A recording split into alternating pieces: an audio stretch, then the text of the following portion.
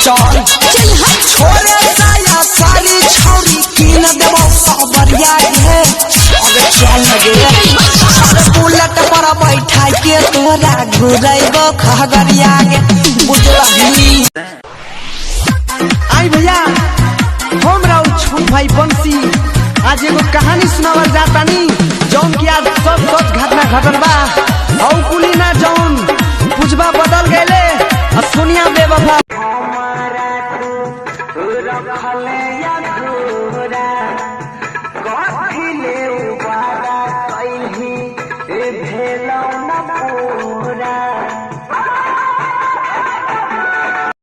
पहले ना हमरा शादी करने का मन नहीं था जरा सा भी मन नहीं था तो काहे कर लिया।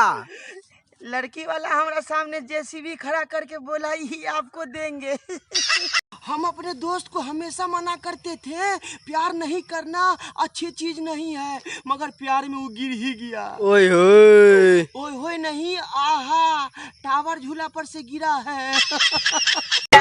तोहर गोरे गोरे गाल गराइल बाटे हो, तोहर अखिया के काजला पोताइल बाटे हो, काहे सने हमें अकेले बारू, काहे सने तोहके दिल में बसा के तोहर सपना सजा के करे आपन ले आइबो हो, सेनुरा से मन सजाइबो हो। की गई प्रियंका देखै जियो ठोर जी लाल के ना आबै छी, कतऽ गेल रही गए? हम तो बाजार गेल रही रे। आरो तोरा बाजार गेल रही।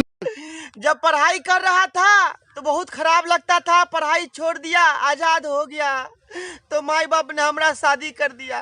अब एकरा से हमरा के आजादी दिलाएगा हो बाप। जब पढ़ाई कर रहा था